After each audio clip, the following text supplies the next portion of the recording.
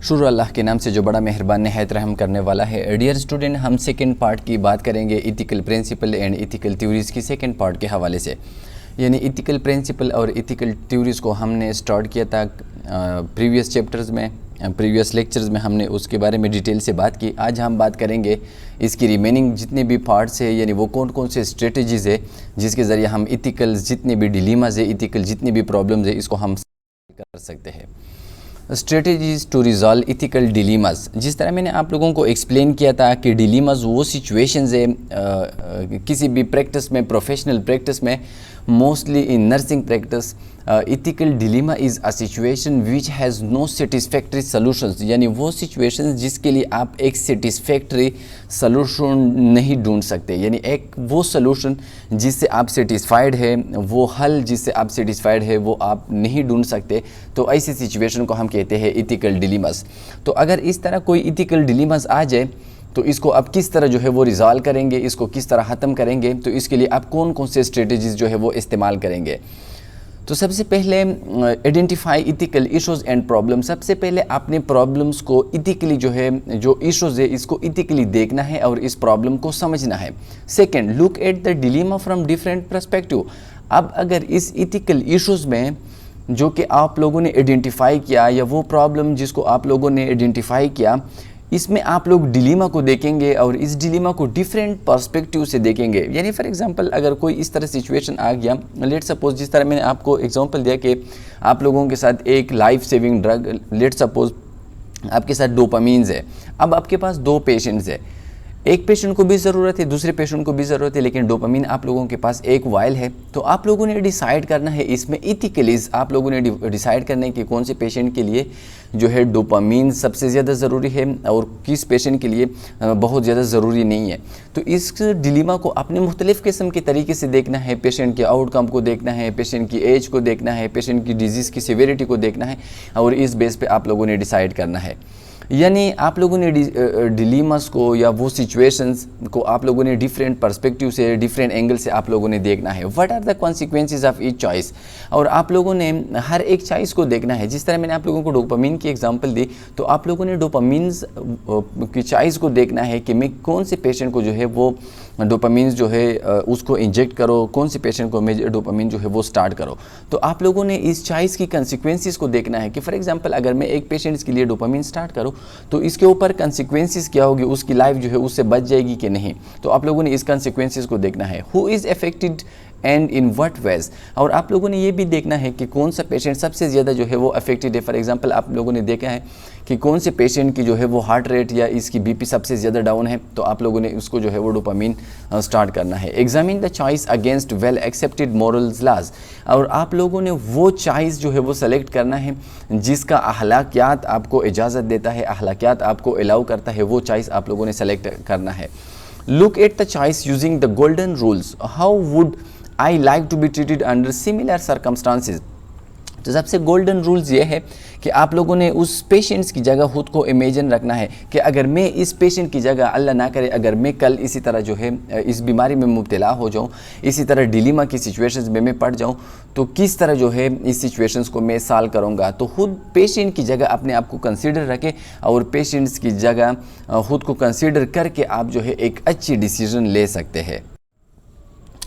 Third क्या है, identify and analyse available alternatives. इसके बाद आप लोगों ने आइडेंटिफाई करना है और एनालाइज करना है, यानी आप लोगों ने एवलुएट करना है जो आपके साथ अल्टरनेटिव्स, जो अल्टरनेटिव स्टेप्स अवेलेबल हो। यानी लेट सपोज डोपामीन की जगह वो अल्टरनेटिव कौन कौन सी मेडिसिन है जिसके ज़रिए भी आप लोग एक पेशेंट की लाइफ को जो है वो सेव कर सकते हैं। तो आप लोगों ने वो भी आइडेंटिफाई करने के लिए, फॉर एग्जाम्पल डोब्यूटामीन्स की जो है वो एक वायल है या एड्रेनालिन की एक वायल है, तो इसके ज़रिए भी आप एक पेशेंट की लाइफ को बचा सकते हैं। तो आप लोगों ने इस तरह क्रिटिकल जो है सोचना है और अल्टरनेटिव जितने भी स्टेप्स है उसको आप लोगों ने ढूंढना है। 4 स्टेप्स क्या है, वो कौन सी स्ट्रेटेजीज है जिसके ज़रिए आप इथिकल डिलीमास को सॉल्व कर सकते हैं।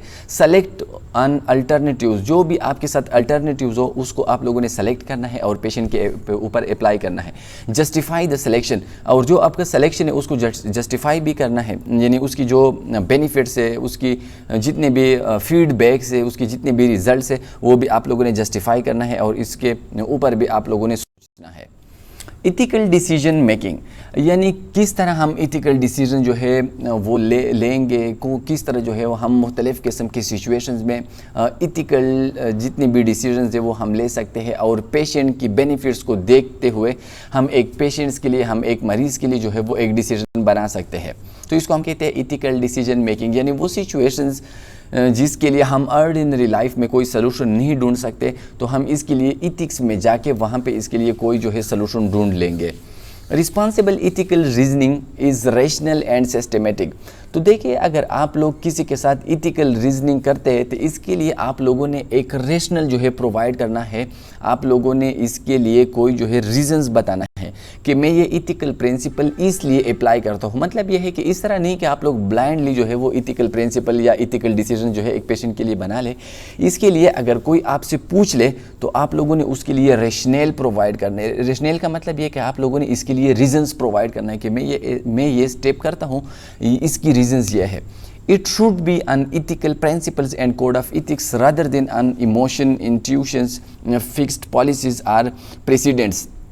तो मतलब ये है कि जो भी आप लोग इथिकल डिसीजंस बनाते हैं वो इस तरह नहीं होती कि आप लोग अपनी इमोशन के बेस पे या अपनी हॉस्पिटल की जितनी भी फिक्स्ड पॉलिसीज़ होती है या आपकी इंस्टीट्यूशंस के जितने भी रूल्स होते हैं उसके बेस पे आप लोग वो डिसीजन जो है वो आप लोग बना ले। तो मतलब ये है कि इथिकल डिसीजंस मेकिंग के लिए आप लोगों ने इथिकल प्रिंसिपल्स को अप्लाई करना है, और इथिक के जितने भी प्रिंसिपल्स हैं जिसको हमने प्रीवियस लेक्चर में डिटेल से एक्सप्लेन की थी, इसके ज़रिए आप लोगों ने एक इथिकल डिसीजन लेना है और इस इथिकल डिसीजन को एक पेशेंट के ऊपर अप्लाई करना है। मतलब यह है कि आप लोग ब्लाइंडली जो है वो एक डिसीजन नहीं लेंगे, बल्कि इसके लिए आप जो है इथिक्स में जाएंगे और इथिक्स के जितने भी प्रिंसिपल है, ऑटोनॉमी है, बेनिफिशिएंट है, वेरासिटी है, वेडिलिटी है, वो आप लोगों ने अप्लाई करके एक पेशेंट के लिए जो है इथिक के बेस पे आप लोगों ने एक डिसीजन बनाना है। A good decision is one that is in the client's best interest and at the same time preserve the integrity of all involved। तो देखिए, इथिकल डिसीजन सबसे बेहतरीन डिसीजन वो है जो कि क्लाइंट के लिए बेस्ट हो। यानी मतलब ये है कि वो डिसीजन सबसे अच्छा हो जो पेशेंट के फेवर में हो। मतलब यह है कि उससे पेशेंट को सबसे ज़्यादा फ़ायदा पहुंचाए, और इसके साथ साथ जितने भी लोग पेशेंट की केयर में इन्वॉल्व है या पेशेंट के अल्टरनेटिव्स जितने भी दूसरे पेशेंट्स है या पेशेंट के अटेंडेंट हैं, मतलब ये कि उनकी जितनी भी इंटीग्रिटीज़ होती है, उनकी जितनी भी एहतराम है वो भी आप लोग मेंटेन रखें, और इसके साथ साथ आप लोग ये भी कोशिश करें कि मेरी इस डिसीजन की वजह से पेशेंट को सबसे ज़्यादा फ़ायदा जो है वो पहुँच।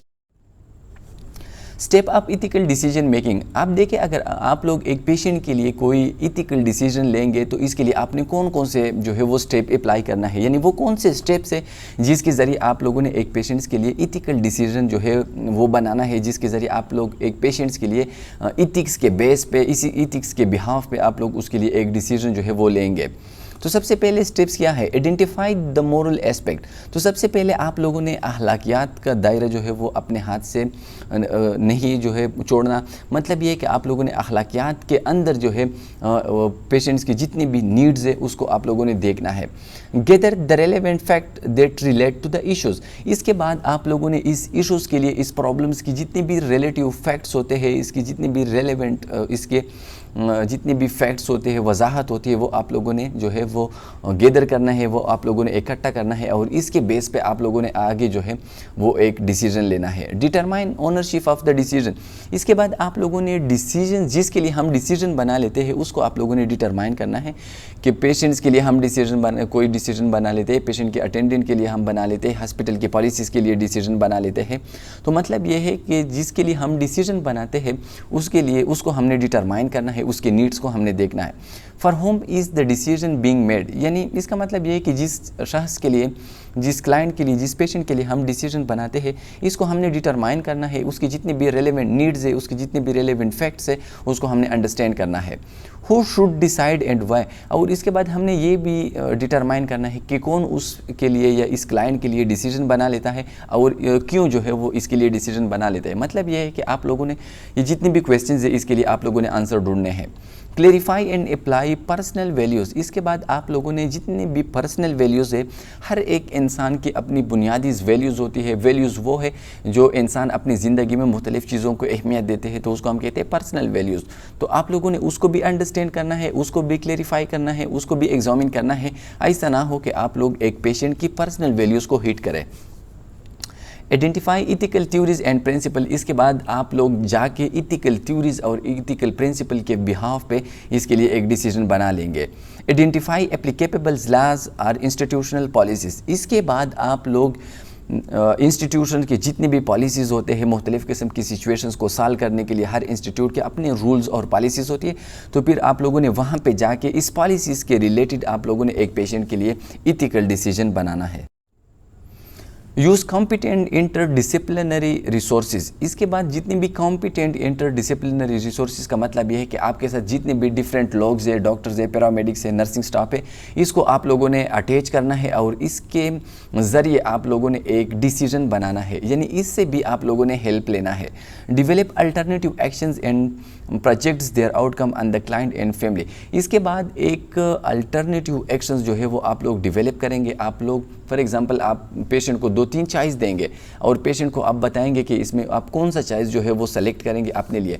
तो फिर वो प्रोजेक्ट्स या वो चॉइस आप लोग पेशेंट के ऊपर अप्लाई करेंगे, जिसके ज़रिए पेशेंट को भी और पेशेंट की फैमिली को भी हम ज़्यादा से ज़्यादा फ़ायदा जो है वो पहुँचा दें। For each alternative action, identify the risk and seriousness of the consequences of the nurse। इसके बाद आप लोग जो अल्टरनेटिव्स या जो चॉइस आप लोग सेलेक्ट करें, इसके जितने भी रिस्क होते हैं या इसकी सीरियसनेस की होती है एक पेशेंट्स के लिए और इसके साथ साथ एक हेल्थ केयर प्रोफेशनल्स के लिए, वो भी आप लोगों ने आइडेंटिफाई करने हैं। क्योंकि हर एक स्टेप के अपने रिस्क हो सकते हैं डिफरेंट हेल्थ प्रोफेशनल्स के लिए और as compare to different patients के लिए भी। Applying nursing code of ethics to help guide action. इसके बाद जितने भी नर्सिंग कोड ऑफ कंडक्ट से नर्सिंग के जितने भी रूल्स रेगुलेशंस है, इसको आप लोगों ने अप्लाई करना है और इससे आप लोगों ने गाइडेंस लेना है। यानी नर्सिंग के कोड ऑफ इथिक्स के ज़रिए आप लोगों ने इन एक्शंस को या इस स्टेप्स को आप लोगों ने अप्लाई करना है। Participate actively in resolving the issues. इसके बाद एक्टिवली आप लोग इस प्रॉब्लम्स को सॉल्व करने, इस इश्यूज़ को रिजॉल्व करने के लिए या इस डिसीजन मेकिंग में आप लोगों ने एक्टिवली जो है वो पार्ट लेना है। यानी आप लोग बिल्कुल इसमें सीरियस रहें कि मैं इस पेशेंट की बिहाफ पे, इस पेशेंट की बेनिफिट्स के लिए मैं ये डिसीजन जो है वो बना लेता हूँ। Implement the actions. इसके बाद आप लोगों ने जो एक्शन सूट किया है, जो एक्शन आप लोगों ने डिज़ाइन किया गया है या जो इम्प्लीमेंटेशंस आप लोगों ने डिज़ाइन किया है, इसको आप लोग एक पेशेंट के ऊपर अप्लाई करेंगे और at the end evaluate the actions taken. और इसके बाद आप लोगों ने जो स्टेप पेशेंट के ऊपर अप्लाई की गई है, जो इंटरवेंशंस आप लोगों ने एक पेशेंट के ऊपर की है, वो आप लोग एट द एंड जो इंटरवेंशंस है वो आप लोगों ने इवैल्यूएट करना है और आप लोगों ने ये डिटरमाइन करना है कि और implementations has how much effect on the patient, कि इसकी एक पेशेंट के ऊपर कितना जो है वो इफेक्ट है। ये एक सिनेरियो से इथिकल डिसीजंस मेकिंग के लिए कि आप लोगों ने मुख्तलिफ़ किस्म की सिचुएशंस में किस तरह जो है वो एक क्रिटिकल डिसीजंस एक पेशेंट्स के लिए एक इथिकल डिसीजन लेना है। Let's suppose there is a scenario, Mr. Rehana, a 14 years old woman, was brought to hospital with multiple fractures and laceration caused by RTA। एक फीमेल पेशेंट है जिसका नाम है mister Rehana. Let suppose any patient जिसकी as 40 years है, वो एक hospital में एडमिट हुआ विद मल्टीपल फ्रैक्चर्स, यानी इसमें मुख्तलिफ़ किस्म के हैंड्स, लेग्स वगैरह की फ्रैक्चर्स है और इसके साथ साथ लेसरेशन से यानी हेड ट्रॉमास भी है बाई RTA, यानी इसकी रोड ट्रैफिक एक्सीडेंट कहीं पे हुआ है। While she was driving self, इस वक्त जब वो अपनी ड्राइविंग कर रही थी, her husband was brought the same hospital but dead. लेकिन इसी दौरान उस गाड़ी में जिसको वो ड्राइव कर रही थी, उसका हस्बैंड भी उसके साथ जो है वो ड्राइव कर रहा था या उसके साथ भी बैठा था, तो वो इस एक्सीडेंट में, इस RTA में उसकी डेथ हुई थी। Mister Rehana frequently question mister Almas, her primary nurse. अब मिस्टर रेहाना, ये 14 ईयर ओल्ड पेशेंट, ये अक्सर जो है अपनी प्राइमरी नर्स से क्वेश्चन करती है कि मेरा हस्बैंड किस कंडीशन में है। The surgeon doctor Momina has told the nurse not to tell mister Rehana about the death of her husband. अब वो सर्जन जिसका नाम है डॉक्टर मोमिन्स, वो सर्जन उसने इस प्राइमरी नर्स को बता दिया कि आप मिस्टर रेहाना को बिल्कुल उसको ना बताए कि उसका हस्बैंड जो है वो मर गया है। अब देखिए ये एक इथिकल डिलेमास है, ये एक जो है सिचुएशंस है जिसको सॉल्व करने के लिए आप मुख्तलिफ़ किस्म के इथिकल्स जो है वो बिहाफ पे आप लोग इसके लिए डिसीजन ढूंढ सकते हैं। Rehana about the death of her husband, how ever he does not give the nurse any reason for this instruction. लेकिन डॉक्टर मोमेंस ने, जो कि एक सर्जन है, उसने इस नर्स को ये यानी मिस अलमास को ये नहीं बताया कि आप क्यों उसको ना बताए कि उसका हस्बैंड जो है वो मर गया है। Mr. Almas expressed her concern to the charge nurse who says the surgeon order must be followed. Miss Almas is not comfortable with this and wonder about what she should do. लेकिन अब देखें, एक side में mister Rehana वो female patient 14 year जिसकी accident हुई है, उसके साथ उसका हस्बैंड भी था। अब वो अपनी प्राइमरी नर्स से वो पूछता है कि मेरे हस्बैंड की हालत क्या है, लेकिन वो सर्जन जिसने उसके हस्बैंड की सर्जरी की थी वो इस प्राइमरी नर्स को बता रहा है कि अब मिस्टर रेहाना को ये ना बताए कि उसके हस्बैंड को जो है वो एक्सपायर हो गया है, उसकी डेथ वाक़या हो गई है। अब मिस अलमास जो एक नर्स है, इस हॉस्पिटल में काम कर रही है, वो इस कन्फ्यूज़न का शिकार है कि मैं मिस रेहाना को सच बताऊं कि उसका हस्बैंड एक्सपायर हो गया है या मैं इसको झूठ बताऊं कि आपका हस्बैंड ज़िंदा है। ये एक सिनेरियोज़ है और इस सिनेरियोज़ को आप लोगों ने किस तरह से करना है। क्लास एक्टिविटी, ये आप लोगों के लिए एक एक्टिविटी है। मैं ग्रुप्स, आप लोग एक ग्रुप्स बनाए और मुख्तलिफ़ किस्म के क्वेश्चंस है। What the nurse miss Almas should do, आपकी नज़र में मिस अलमास को सच्चाई बोलना चाहिए या उसको जो है झूठ बोलना चाहिए। Should she tell her patient the truth or lie, उसको जो है सच बतानी चाहिए या उसको झूठ बोलना चाहिए। If truth why, if lie why, give reason, और अगर वो सच बोले तो इसकी रीज़न्स क्या है और अगर झूठ बोले तो उसकी रीज़न्स क्या है। तो इस तरह मुख्तलिफ़ किस्म के सिचुएशंस आप लोगों के सामने आ जाएंगे during the practice of hospital में प्रैक्टिस के दौरान। तो इसको आप लोगों ने क्रिटिकली सोचना है। फॉर एग्जांपल, अगर वो इस सिचुएशंस में इस मिस्टर रेहाना को, यानी जिसका हस्बैंड एक्सपायर हो गया है, अगर वो उसको झूठ बोल दे कि उसका हस्बैंड जो है वो ज़िंदा है, तो हो सके कि उसको पता चल जाए कि मेरा हस्बैंड ज़िंदा है, तो उसका वो ट्रस्ट जो है इस फीमेल नर्स पे वो ख़त्म होगी। तो ये इसका जो है एक कंसिक्वेंसेस है। इस तरह अगर वो सच बता दे तो हो सके कि उसके ऊपर उसका बहुत ज़्यादा बैड इफ़ेक्ट हो जाए और वो मुख्तलिफ़ किस्म के डिप्रेशंस और इसकी डिजीज़ जो है वो सीवियरिटी की तरफ चला जाए। तो आप लोगों ने इस तरह सिचुएशंस को देखना है और इस सिचुएशंस के लिए आप लोगों ने मुख्तलिफ़ किस्म के सलूशन ढूंढने हैं।